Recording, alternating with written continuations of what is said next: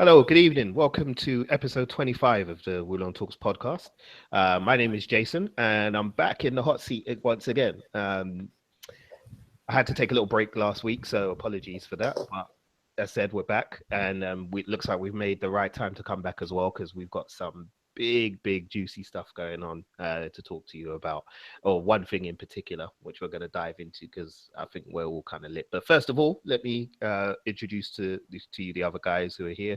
You should know them by now, of course. Up north, we've got Big A, the Man Geek. Alvin, say what's up. Evening. Cool. And then with me down south, we've got the Rustling Kid, Rich Kid in the house. Say what's up. What's happening, man? Cool. So yeah, as said, we've got like a massive trailer that came out just on Saturday morning. I mean, we got it Saturday morning here in the UK. It came out sort of Friday night for the NBA Finals, I think it was. And that trailer is, of course, for Black Panther. Black Panther is one of the movies that I think all of us here at Wulong Talks have been excited about ever since he kind of made his bow in Captain America Civil War. We've all been looking forward to seeing more of that character and seeing more of the background because there is such a rich background behind him and a rich history. So what we're going to do today, as well as kind of talking about the trailer, we're going to hopefully try and break down a little bit about the character as well to explain why this character is so important to Marvel and why I guess now is the time to kind of bring him to center stage. So first of all, let me just get you guys brief thoughts on the trailer. I'm like bursting to talk about it, but I don't want to do that. So let me give you guys some time to talk first of all. So before we get into the nitty gritty and the details, just your general thoughts and your general impression. So Rich Kid, do you want to go first? Yeah, okay, cool. I don't think I felt like this excited about a trailer like in a long time, like a long time. And I mean, I think the last few trailers that I have felt excited about, it's stuff that I've already been waiting for, and I already know. So, for example, Spider-Man. I love Tom Holland as Spider-Man, and I've seen Tom Holland in Civil War as Spider-Man. But we've had Spider-Man films, whether you like some of them or you don't like some of them. We've had Andrew Garfield, we've had Tobey Maguire, we've had Nicholas Hammond in like the 70s TV show. We've had numerous animated series. So he's part of our pop culture anyway. And so like the same thing with Star Wars, like you feel excited about Star Wars because you're already aware of it. But this trailer, like I kid you not, it blew my mind, man. Like it genuinely did. Like I mean, I actually think I tried to stay up for it and try to and try to catch it live. Like the minute it was going to be released on YouTube, I was like, okay, cool. And I remember falling asleep, and I woke up, and the first thing I did is I turned my phone on, and then I went to YouTube. Yes, Africa has come home in it. I held my I watched my phone as if like the little monkey was holding Simba when he was first born. And I watched the trailer like that. Yeah, I think it's just a really good trailer, and it seems like Marvel have really stepped up for this third phase with everything that they're putting forward for it. Like they're not just like doing like another phase, but they're bringing a whole new style and tone to it, and they feel much more at ease. I'm not sure about the posters they're releasing, but the characters and their trailers and the films that they're looking to release, like I think that they're kind of saying that, well, what we've done is feeling a bit stale. Let's jazz it up a bit, which is really good. Cool. Well, we'll get into but I won't get to the trailer. Yeah. We'll get into like the timing of the trailer and why they've kind of pushed this character forward now. A little bit later, but yeah, definitely in terms of your initial thoughts, I mean, boy, I can't say anything different to that. Alvin, how about you, man? What was your initial thoughts after watching the trailer? I was very pleased. Like there's in the morning because I woke up in the morning. I kind of actually almost forgot about it, but I always turn my phone on, like put it back onto the internet. And then my notifications came down. I was like, oh yeah, and then I just watched it, and I was impressed. Everything about it, I liked a lot. Obviously, we're going to go into detail about exactly what later, but yeah, man. Overall, I just like that's a solid trailer. You know what I mean? Like after Thor Ragnarok, thinking that was a solid trailer, and then seeing this, which doesn't have kind of that kind of big thing with the Hulk in it. It doesn't have anything really like that, but all the things that you saw, if you've been reading Black Panther, whether it's a while back or the current run now, it has that look, and somehow managed to make it carry it through and make it look kind of like, well, real, I guess, in a way. So it was all very familiar, but yet better depicted because it's obviously in live action and that. But yeah, no, I was pleased, man. I was super pleased. Yeah, I think I mean, same as you guys. I remember it being mentioned that the trailer was going to be released on the Friday night in America, so like kind of early morning over here.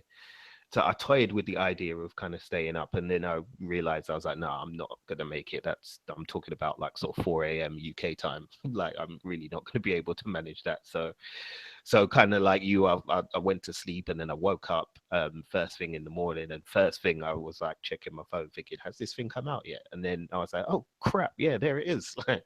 So yeah, straight away onto YouTube, and I just loved it, man. I just from the very opening, I was like, I was hooked. I was like, this is perfect. You've set up everything that people need to know. You know, for those who have been following the MCU from the very beginning, or maybe who have just come into it and things like that, they've kind of done a really good job of breaking people into this particular side of the Marvel universe without giving away too much about what you know, the movie in particular is about, and things like that. So we'll get into a bit of like speculation and stuff later on, but for kind of like the first things that stood out for you from the trailer specifically, and the things that kind of really resonated, what would those things be? Alvin, what was kind of like the first thing that you looked at in the trailer and thought, yeah, that is resonating? I know you mentioned previously, you know, the relation to the comics and how it kind of felt, you know, the same as the comics. So was there anything specific from like the comics that you were looking for in the trailer that you got, or was it just a general kind of feel? Well, it was like, well, the one shot in particular where I was like, whoa, like fucking hell, was when it's the bit where he's kind of stood by, kind of like there's all the people stood on like the mountainside or whatever it is, and like there's just like so much fucking color. You know what I mean? Like it's so bright. It's like the most colorful looking like Marvel movie to date. And it was a bit where you see the ship take off as well, and the other bit where we see kind of like the cityscape, the Wakandan cityscape, and the ship there kind of like coming to shot and stuff. And it was just like it's the tribal and technological like combined into one in it, and that style is kind of like the fact that they're pulling it off somehow in this movie. I don't know how they're going to buy it, but it's kind of, it's just brilliant to see because it is literally straight from the page. So seeing all that kind of stuff like was just like, wow, they actually fucking did it, and it actually looks fucking cool as well. They've mixed tribal and technological and made it one. So yeah, I liked seeing that kind of stuff because it's not easy. It's not easy to do that at all, but it looks like they pulled it off. Yeah, it's a very, very tricky thing to do, but as you said, it from the brief kind of glimpses we've got from the trailer, it looks like they've been able to kind of marry those two things very, very well. That scene at the waterfall, where I think I mean, I'm guessing, but I think it's like a kind of coronation or something like that.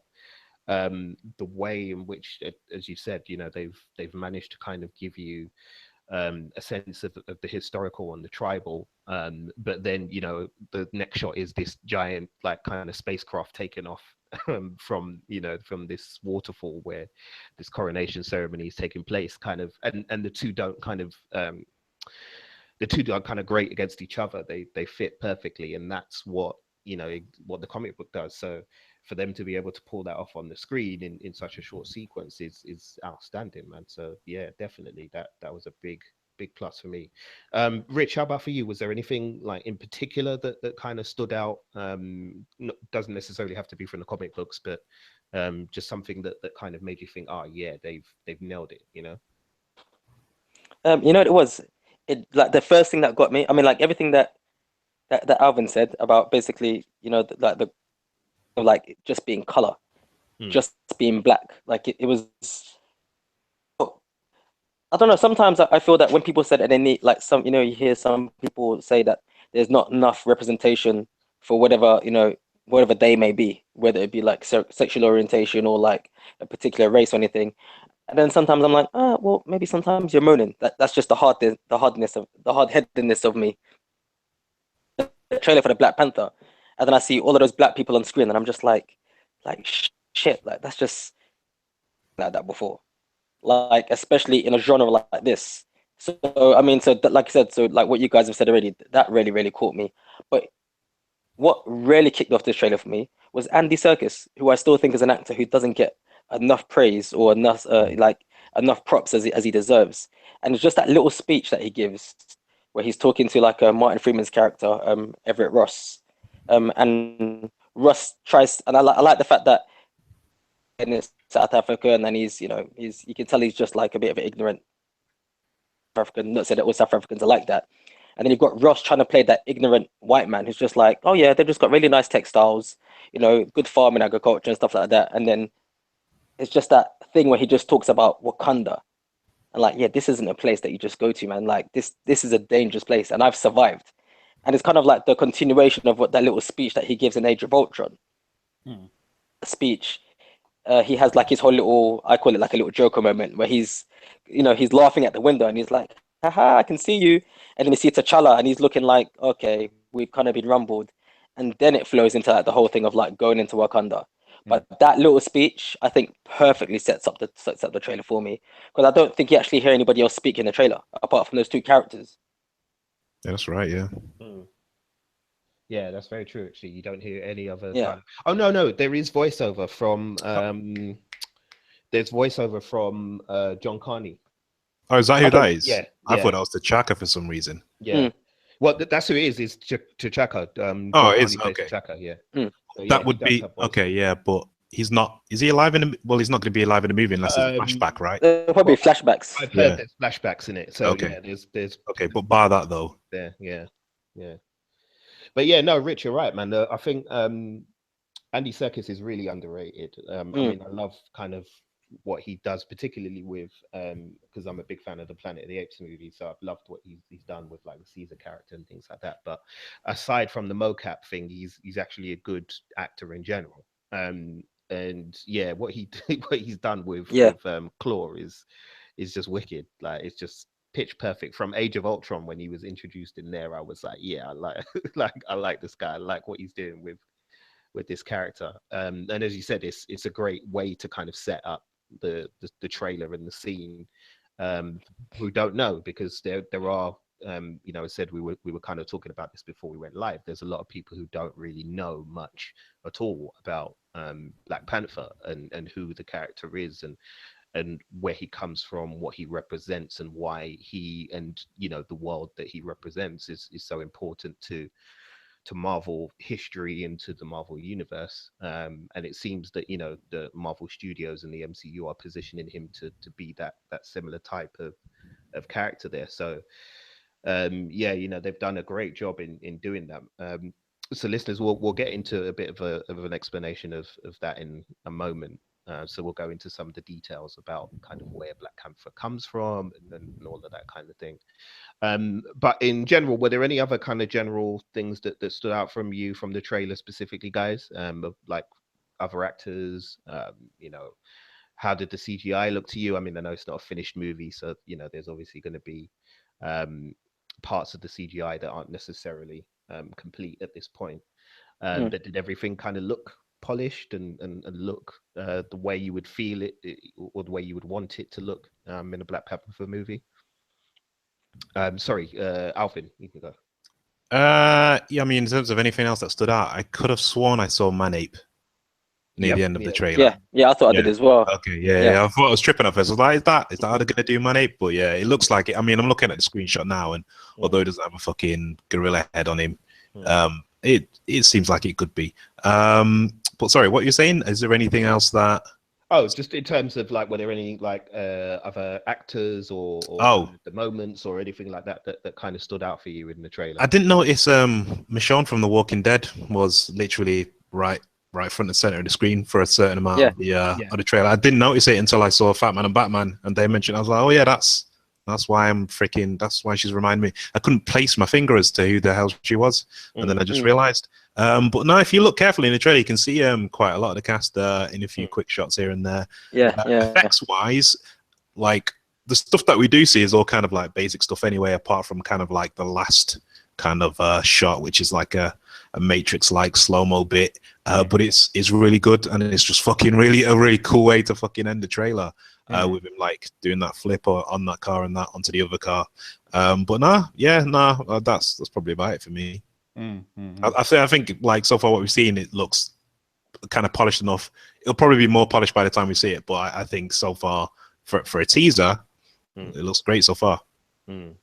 Definitely. I mean, Rich, earlier you were mentioning, and you did as well, Alvin, for Ragnarok, and how that teaser kind of gave us a real, a fantastic teaser of what was to come for that movie, and definitely kind of, whet our appetites and set the right kind of scene and set the right kind of pace for what that movie is going to be like. And it seems like Black Panther has done the same as well. So Rich, was there anything else for you aside from the kind of pacing and Andy Serkis and Martin Freeman's characters kind of interacting? Was there anything else that you noticed there? I mean, I'll tell you. Well, like I said, I mean, I noticed quite a few people. I think maybe like my third or fourth time watching, I noticed what's his name. He must be getting paid. Forrest is finally getting paid, man. Like from Last King of Scotland, he's been kind of quiet, and then all of a sudden he's put into the Star Wars universe, and now he's in a Marvel universe. He's getting paid, and I think so that's good. But I didn't recognize him at first underneath all that makeup. Just looks beautiful as always. You see Lupita kicking a bit of ass, and but I still have to. I mean, as much as like every single scene is really really cool. So far, the two coolest things in this trailer for me just looks like a badass. Like he just like I just think if he's gonna be like the main nemesis for T'Challa, I think that's gonna be a good look because he seems to be everything that T'Challa is not. Flashy, arrogant. Those not can't. They're not also. They're not only I love that Milli Vanilli hairstyle as well, bro. Yeah. Like he just looks like he doesn't give a damn. He looks like he almost understands the old ways, but now he's coming to bring his new ways. That's what I can see from him so far. But the main thing that stuck out for me, well, the Black Panther at the end, it looked a bit Blade 2 plasticky to me. But like you said, it's just a teaser trailer, right? And it still looked good for what it was. But is that track by Run the Jewels? Legend. I remember hearing that song. Yeah, I remember hearing that song a couple of months ago, on Facebook, and then I reposted it, and then I think I listened to it, but I didn't listen to it properly because it was more the video for the song that got me. And then when I heard the song, I was like, okay, this song's all right. And then I went to YouTube and I looked it up, and I was like, okay, I need to go do my research. Let me start getting like the album for these guys. And I also remember that I think they did a couple of the tracks for the Black Panther mini being put on Marvel when Ta-Nehisi Coates first started doing like the commentary for each issue. But it just feels like from what we've seen so far, everything is just spot on perfect. Like there's nothing actually to even be worried about.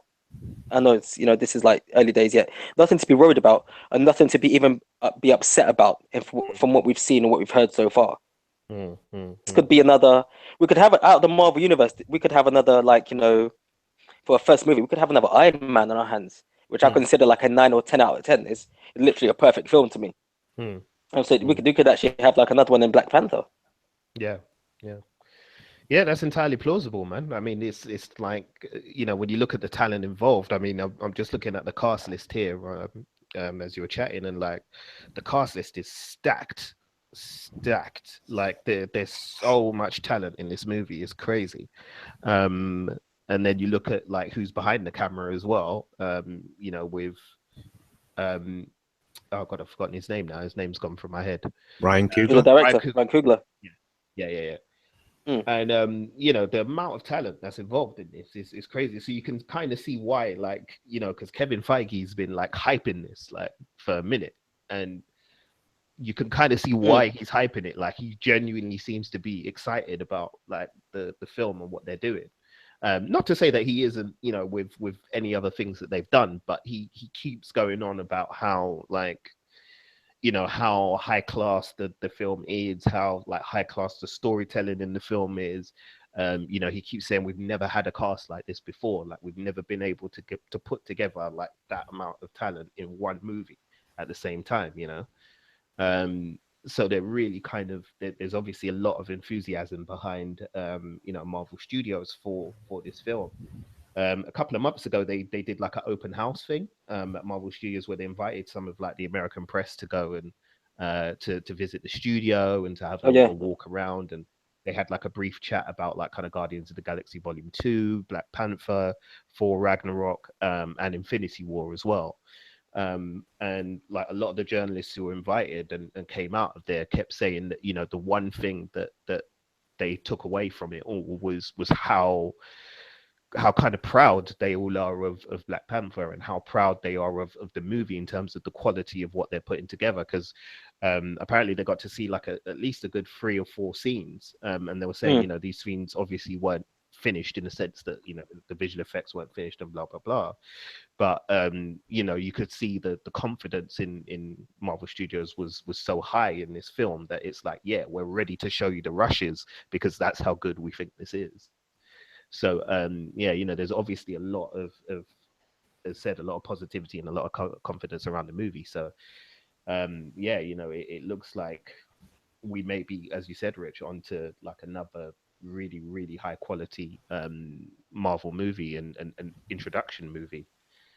So let's move on a little bit to explain a little bit about the character. So I guess between the two of you guys, if you want to kind of you know, explain a little bit about who T'Challa is. I mean, most people who've kind of seen, I guess, Captain America: Civil War got kind of a flavor of who he is and where he kind of comes from. But you know, obviously in this movie, it looks like we're going to get much more of an explanation, an exploration of his background and you know, his role as a monarch and as a politician and as a warrior. So do you want to give like a little bit of background towards kind of where he comes from and why he's kind of relevant to the MCU? So Rich, do you want to start, and then Alvin, I'll come to you. Yeah. Yeah. I think we can actually all say, all three of us can say stuff like, Jay, you've been a fan longer than I have, like a true Black Panther fan than I have, to be honest. But yeah, but like he's just T'Challa. He's from a long line of the African nation called Wakanda, and Wakanda is basically I think that they have like the biggest, if not the only place where you can get Wakandan vibranium, a material that that Captain America's shield is made out of, which is more or less, give or take, indestructible. And I mean, Wakanda is probably, well, it is the most technological advanced nation as far as we know, which is something that I'm really interested to see in the film. Mentioned in the comics, they still don't really touch upon it in the comics, but maybe that's because Wakanda's quite secluded and it keeps itself to itself. Yeah. But the majority of the time, they always put, like, you know, Tony Stark as, you know, like the main person who you go for technology. But I think the stuff that is like, I think much better.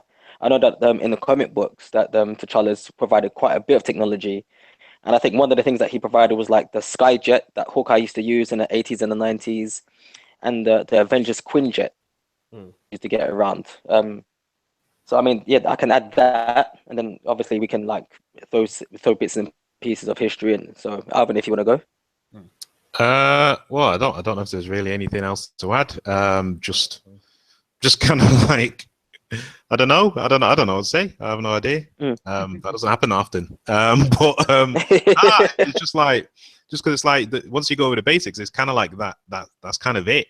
You kind of have to kind of, you know, experience kind of like the character yourself. I mean, we could sit here and say X amount about it, but I think it is actually better if, like, kind of like, if you're not familiar with him, yeah, maybe look him up on Wikipedia and all that kind of business, but then you might want to track down the BET series that they did, the kind of like motion comic animation that they did, which was based on Who's the Black Panther by Reginald Hudlin, with art by John Romita Jr. That's a pretty good kind of like introduction to him as to who he is.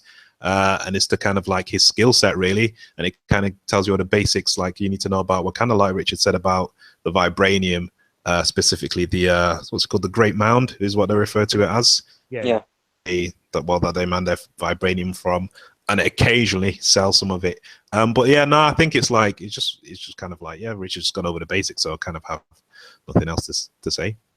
Not that he took anything away from me, but you know, just it's just I reckon someone should just, you should track down like any kind of Black Panther stuff really before the film comes out, so you can have like a good sense of it. Yeah, definitely. Yeah, I mean, it's Alvin pointed out, you know, Reggie Hudlin's kind of run on Black Panther is pretty legendary in comic book fan circles. So if you do want to, you know, catch up with some of the background behind the character, especially the culture behind Wakanda, and you know, why they do things in a certain way, and why they became this technologically advanced but very secretive group of people and as a nation, then, you know, checking out his run is really good. Depending on who you are, some people would say to read Christopher Priest's run as well. I would say start with Reggie Hudlin's run first, just so you get like the basics and you know kind of what the character is about, and then move on to Christopher Priest's run after you finish that, because that's pretty good for sort of expanding upon the character and taking him out of Wakanda and bringing him into the wider sort of Marvel universe and things like that. But one question I did want to ask to both of you to see what you thought, because I'm not sure how I think about it really, or whether I think they'll do it or not. Do either of you think the movie is going to touch upon the more kind of religious and spiritual elements of the character, in a sense that, you know, do you think they'll try and find a way to depict the relationship between the Black Panther and all the previous Black Panthers and the Panther God Bass and things like that? Or do you think that's something that the MCU might try to find a way to explain, you know, much in the way they try to explain sort of magic as like a form of science, and you know, Doctor Strange's kind of abilities as more just kind of, you know, interdimensional travel and using wormholes and things like that. So do you think they're going to try and touch on that and then explain it in a more kind of real world way, or do you think they might just ignore it altogether, or do you think they'll stick to the comic book background?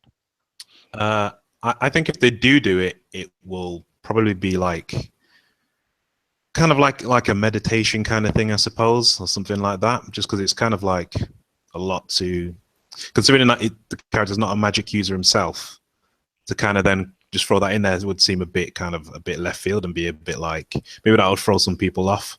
But if you did it as like kind of like a meditation, it's all going on in the mind kind of thing, and you know what you're experiencing in that kind of hallucinogenic moment you believe to be real, then they could kind of do it that way. But to be honest, I'd prefer if they saved that stuff till really, once kind of like we've gotten, well, more people have kind of gotten used to just focusing on T'Challa and Wakanda as a whole, rather than really getting into kind of like how they do things, as well, how he experiences things in his role as a king in relation to kind of spiritual stuff. Rich, how about you, man? What do you think? Yeah, I don't know. I think from what I can see so far, it looks like they're going to be more focusing on the political aspects, which I think makes sense, considering that if you look at everything from Iron Man 1 onwards, I mean, let's say bar, which takes us to another realm, and forget the Guardians of the Galaxies, which is set elsewhere, but everything which is Earth based, it seems to be political. Political, something happening behind, whether it may not be every single film, but every so often a little hiccup, you know, happens, whether it be with Shield being introduced and finding out that Hydra rarely is Shield. And so with this thing, obviously the only thing I can suggest, or the only thing I can assume, is that this is going to be like a true introduction into from Wakanda into like you know, for the rest of the world. So it would make more sense to follow a more political direction, because that's already kind of been set up from Age of Ultron anyway. The science and the magic, to see if they do decide to delve down that route, because even though, like I said, T'Challa is more of a science-based man, this, like you said, we have the described magic in the MCU, is that it is just another form of science. Like we said, like we've said many times in the show as well. Thor mentions that from Thor 1. What you call magic is just what we call science. So, for example, I'm thinking that even if they do decide to go down the route of the magical herb that each Black Panther king has to take, the king, Mm. like, you know, they said that, you know, there's a herb that you take and then you're able to, then you make a pact with like the panther gods. I mean, that the panther, that doesn't really come into effect until much later, Mm. but the herb itself could just be like a natural version of, you know, the super soldier serum. Mm. Mm. So, for example, some Mm. people take ibuprofen, and then some people say you can take, you know, like, you know, arnica, Mm. which is a natural form of like reducing inflammation in, you know, in joints and stuff. So Mm. I'm really interested to see which way they're going to go, because on both, but I'm not sure if they'll both be able to work together in one film. Mm. Mm. Mm. Yeah, it's interesting. I mean, it is because you know, if you go back into kind of the comics and things like that, obviously that it plays, you know, that kind of spiritual mystical side plays as much a part of the character of Black Panther as anything else. But as you know, as you rightly said, the MCU is very much kind of grounded in quote unquote the real world, in a sense that, you know, there's often politics, you know, geopolitics and things like that these characters are forced to confront alongside, you know, the more kind of obvious comic booky aspects of these types of films. So yeah, it's difficult, but I'll be interested. It's definitely one thing I'll look out for in the movie, to see kind of how they, you know, they sort of balance that and how they deal with that. Another thing that's really interested me, obviously, is the presence of the Dora Milaje. For Mm. those who don't know, the Dora Milaje are basically like an all-female guard slash special forces kind of security team for Wakanda. And you know, their job is to protect the king. They're raised to protect the king and to protect the kingdom also as well. Um, and they like kick a hell of a lot of ass. Now, I think Denai Guria's character is called Okoye, who is apparently one of the heads of the Dora Milaje. So I'm not sure. I mean, nobody really kind of knows what role she's going to play. But as Alvin mentioned, you get to see her kicking some ass in the trailer. So we definitely got that to look forward to as well, which should be amazing. Um, could you just imagine though, guys, like how have we managed to come to a place where we're sitting here talking about a movie about Black Panther that's going to have the Dora Milaje in it and is going to show them like kicking butt? Like, isn't this just a great time to be alive, man? Like, really, it is. It's crazy. Like, you know, these are things that we've been reading in comics for years, and it's like it's all happening. And I know you know, the MCU is a good like what 11 years old now at this point, Yeah, but still, like, you know, it still seems to, the MCU just keeps on surprising me every time. And you know, in the case of Black Panther, as said, it's amazing. It's amazing. And the clips that we do get to see in the trailer of them, obviously are very, very kind of action packed. I love that little clip with Killmonger kind of facing off against them. So I'm wondering, you know, what kind of treachery he's up to there. yeah, And speaking of Killmonger, I think it was you, Richard, who said it. He kind of seems like maybe they might be trying to play the jealousy angle, possibly, with that yeah, character. yeah, Which does make sense, because they kind of grew up together in America, didn't it? Weren't they both yeah. educated in America at the same time Yeah. from the comics? Well, no, I think they were educated in America different times. Oh, right. There's a jealousy aspect, because I know that Killmonger's father was strong armed or helped Ulysses Claw, Yeah. and then his father was killed. But Mm, then, obviously, as a son, you know, I think T'Chaka took on Killmonger yeah. and kind of raised him as his own. I'm not sure if they're. I'm sure if in fact saying that, I'm not sure if they were both educated at the same time, but I Mm, know that he was in one way or another looked after by T'Chaka. But then at the same time, you're being looked after the person that can. You know what? In fact, it's one of those things that we keep on saying about the MCU.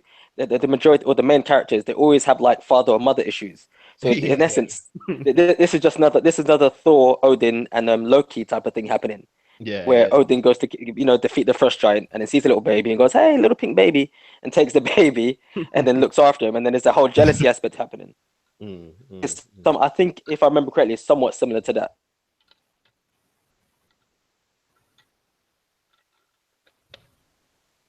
Hello? Oh, there you are. Yeah. Oh, okay. You went Hey. quiet for Oh, a what did second. I cut? Oh, did I cut out? Yeah, we lost you for about like 30 seconds. So if you want to just go over what we Ah, said. damn it. Okay, where did I end? You literally were mid flow about T'Chaka taking in Killmonger, and then yeah, you went quiet. So Oh yeah, okay. Yeah, no, no. I just said that it's probably going to be like a relationship similar to what Thor, Loki, and Odin have. mm, To Chaka, killing Killmonger's father, but then mm, taking him in because he's obviously is a native of Wakanda, mm, and then also having that jealousy aspect, but play between the two brothers who are not brothers, if you know what I mean. mm.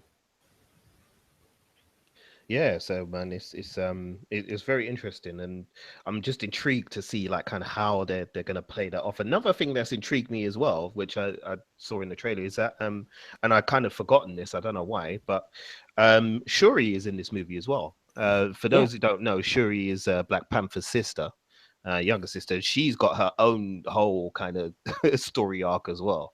So it's interesting that they've kind of included her at this point, and it kind of makes you wonder if they're going to turn wheels in a certain direction for potential sequels. But we'll have to wait and see. But Alvin, was you aware that she was in the movie, and could you kind of just give like a brief kind of breakdown of what she does and why she's important as well? Well, I remember hearing that she was in it, but like I couldn't tell who the trailer was, who she was in the trailer. Like I couldn't have like just went that character's her or whatever. But yeah, like you said, it's his sister, and what happened with kind of like in recent years, kind of in the comics, is that she when T'Challa kind of left Wakanda, I think it was he exiled or something like that along the lines. She became the Black Panther and she ruled Wakanda. And then she died and has come back from the dead, which is quite weird. But yeah, I guess down the line, if they wanted to kind of like do a sequel and have T'Challa be exiled or whatnot and do some kind of story with her, I guess they could probably do that. But yeah, that's kind of her in a nutshell, really. But also, she's a very capable woman as well. It's not like she's a damsel or anything like that. Pretty much everyone in his inner circle is pretty much fucking capable of taking care of themselves. Yeah. Pretty much everybody around T'Challa is able to do their thing. Now we mentioned earlier about Manape as well, and getting a kind of glimpse of him quickly in the trailer as well. So I'm also wondering like what part he might play too, because it, like I said, this film is stacked. There's a lot of like kind of things potentially going on. So it's interesting to kind of see that Manape has been included in here, and I'm guessing they're going to touch on the fact that his tribe have, were exiled from Wakanda, and there's the rivalry between the two tribes and things like that. But yeah, it'll be interesting to see how it plays out, especially because apparently they've confirmed that M'Baku, the man ape, is in Avengers Infinity War as well. So I'm not Fucking hell, that sure. cast just keeps getting bigger and bigger. It does, yeah. So I'm guessing at some point in Infinity War they're going to go back to Wakanda again, and that's where Man-8 kind of comes into the picture. Perhaps I don't know. I'm speculating. Um, but yeah, he's an interesting addition as well because he's just like a big physical kind of flipping beast, basically, who's just full of rage and is looking to kind of tear down, T'Challa and everything to do with him. So that's another problem he's going to have to deal with as well. And in the overview of kind of like the synopsis for the trailer and the movie, it definitely kind of hints at T'Challa trying to avoid Wakanda being drawn into a war. So I'm wondering, what kind of part Man 8 plays, pardon me, in bringing Wakanda to the brink of war, really. So it'll be interesting, and especially when you add in Claw in that as well, and the fact that Claw has his connections around the world, and it'd be very interesting to see, because they've also kind of hinted that Killmonger perhaps maybe has some kind of connection with Claw as well. So yeah, it's all tantalizing stuff. It's all tantalizing stuff, man. I mean, But and Man Ape. sorry, So, babe. so yeah, no. But when you mentioned the Man Ape, Yeah, that yeah. kind of links maybe to what you were saying earlier about the whole religious aspect of it. Yes, yeah. Yeah, That's a because good point. I don't Man Ape like they. Because I remember them. I'm not sure. I'm not sure if it was the original Hudlins one, or like I remember reading somewhere how there's different factions. Hmm. At some point, I think J. Michael Straczynski tried to say that certain characters in the Marvel universe that might belong to a specific type. So let's say like Spider-Man, there's an actual Spider God, which Yeah. which we know as Quaker and Nancy, Hmm. and then obviously like Black Panther has his Panther God, Hmm. the Vulture, and there's a God for him, but he's so far removed from it that he doesn't even know. But there Hmm. was a thing that was linked that kept on making the Vulture go after the Spider-Man. Then it was Spider-Man anyway. Hmm. But I'm sure that Man Ape has he I think he believes in some form of gorilla god or some kind Hmm. of ape god that grants him his powers. So that might be another thing where it's like they might belong. Could be, well, it's two, not only two factions against each other politically, but also religiously as well. So it Yeah. could be a thing of that he's trying to get his gorilla thing to take over the Panther Hmm. sect. And I'm just brainstorming. Like when you just mentioned his name, and that just reminded me that he's in it. Hmm. Then obviously we're trying to think about how they're gonna approach it. So in Hmm. essence, they could use a religious aspect to try and change in it anyway, which is kind of what's happening in the real world now anyway. Hey, I believe in this god, so we're gonna come and bomb the shit out of you so we can take over your country and rule your oil and shit like that. So Hmm. it could be the same thing with like vibranium. Yeah. But then obviously the person in charge of it might be like Ulysses Claw, who Hmm. is the evil white man. Like I just had to say it once. I had to say at least once. Yeah. We know how you say, man. We got our eyes on you, man. No, but that's a good point, though. I mean, about the kind of both about the religious connection, and also about how obviously vibranium is going to play a part in this as well. So it is basically the most precious resource in the Marvel Cinematic Universe. So there are always going to be people trying to get hold of vibranium. So it'll be interesting to see, kind of how that plays out. And yeah, your speculation might, you never know, you might be onto something there in terms of the way that they handled the religion, and how that kind of triggers a war, because as said, as you rightly said, that happens in the real world all the time. So there's no reason why they couldn't do that with this movie, really. Cool. So I think we've covered kind of most things. Oh, we didn't mention Angela Bassett as well, man. Like the Queen Hollywood vampire herself, mate. Like I don't Listen, she's understand. not aging. I don't She understand refuses. how that woman don't age like at all. But she's looking regal as hell as Black Panther's mother. So yeah, looking forward to seeing her on the screen as well. And yeah, we got to shout out our boy as well, man, or my boy anyway, Daniel Kaluuya from Get Oh Out. yeah, He's in it as yeah, well. he's in there as well, So man. Big things, man. Big yes, things. he's moving on up, man. He's moving on up. So good for him. Good for him. Big him up because he's from Brixton as well. So yeah, we got to show some love, man. But yeah. Other than that, I think I kind of covered the main things really. So did you guys want to add any final thoughts? Yeah, I mean, this could have been a Josh Trank situation, where a relatively young director has bitten off kind of more than he could chew. You know what I mean? Oh And then kind of yeah, for screwed sure. over his career. But Yeah. Coogler, from what I'm seeing, is super talented, and it mustn't have phased him, because fucking in the few minutes that we've seen, you think he's probably like in his 40s or 50s or something. But this is an extremely confident young filmmaker, and it doesn't look shit by any means. You know what I mean? I don't think there's going to be any rumblings of this film looking shit, but I'm just glad it's like the studio hasn't tried to screw him over or anything like that. And it looks like Marvel believed in him and have given him like creative reins. Obviously, keep it in line with what's been established and whatnot. But it looks like they've given him the freedom to make something quite special.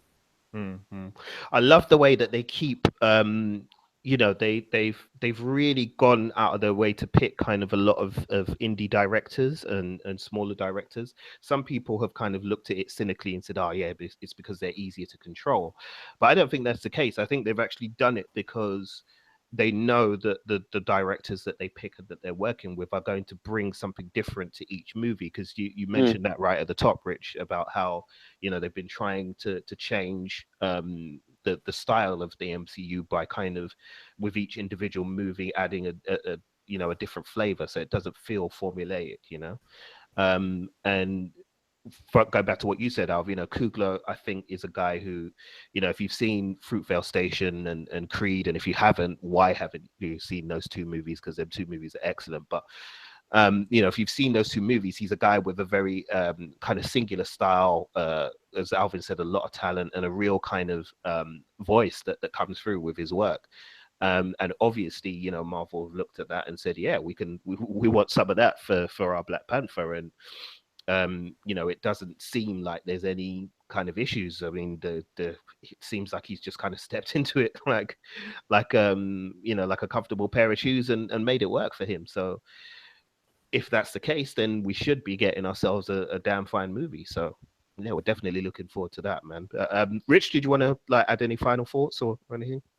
No, I just can't wait. I just can't wait for this, man. Like, I'm genuinely so excited. I don't think I've been excited about. I mean, like the Defenders. Like, I've been waiting for that for ages. And that trailer, I was gassed for a good couple of weeks. But this trailer for Black Panther, and I just did the Ninja Obstacle Assault course yesterday as well. So the trailer dropped on the right day. So like right now, I think for the next few days, you know, like do you remember when we first saw Blade or saw Matrix? Yeah, We just walked out and thought we were Blade or Neo. Yeah, like right now, I'm gonna be speaking in a hard African accent, like and saying I'm Black Panther. And the joke is, I reckon everybody else who's a Marvel fan will be doing the same thing, whether you're Asian, black, white, like mixed race, whatever. They're going to speak in a hard African twang as well, man. I'm telling you, man, they're gonna run out of kente cloth in London real quick. Real quick, they're gonna run out because people. I see people on my social media going, "Yep, I'm getting this, I'm getting that." I was like, okay. Well, man, yeah. Well, listeners, February 2018 can't come soon enough for us, as you know. If you haven't checked out the trailer already, then I strongly suggest you go and check that out. And as said, if you do want to get some more background on the character and what he's about and things like that, then you know, both Alvin and Richard have made some really good recommendations for comic books that you can track down. They should be really easy to get hold of. If you've got like the Comixology app or something like that, you could probably download it on there. Or if you want to get a graphic novel, you know, pop along to your local comic book store. They should be able to hook you up with that. Because I said both of those runs are really well known. Or if you want to get into a more contemporary one, then, you know, Ta-Nehisi Coates' current run that he's working on, it has been a really big seller, especially over the last year. It's been a really popular, so that might give you a good basis as well if you want to go and check that out. All right, I think that's it, man. We can wrap that one up. So we're good to go. So yeah, as I said, go check the trailer out. Let us know what you think. You can holler at us on social media. Alvin, where can people find you at? People can find me on Twitter and Instagram at BigA85GL. Wicked. And Rich Kid? Underneath your bed. I'm sorry.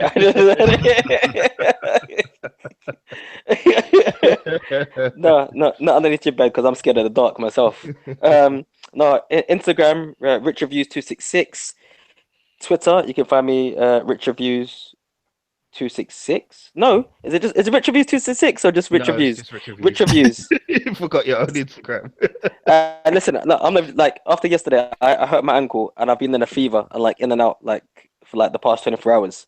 But yeah, so Instagram Rich Reviews, Twitter Rich Reviews. Obviously, me and Jason have the Instagram Wulong Talks, and we have the website www.wulongtalks.com. Cool. Yep. And as we've said before, and I've said this all the time, I love hearing from you people. So if you want to let us know what you feel about the trailer and whether you're looking forward to the movie or not, all you need to do is you can drop an email to us, which is wulongtalkspodcast@gmail.com. Or you can come shout at us on Twitter at Wulong Talks. We also have a Facebook page called Woollen Talks Podcast, which you can hit up as well. We post like our articles and Instagram photos and things like that go up on there, and all kinds of stuff. So make sure you follow us on there and you can get involved in the conversation. All right, guys. Well, this will bring us to an end. I'm going to say goodnight myself as well. We will see you again on Thursday, where we'll be talking a little bit about anime and kind of a lot of the developments that have been happening recently with anime, and talking about some of our the shows we've been watching recently as well. So I shall bid you good night. Alvin, say good night. Night, people. Rich Kid, say good night. Good night. And I'm saying good night to you now. So good night, folks. Take care. We'll see you on Thursday.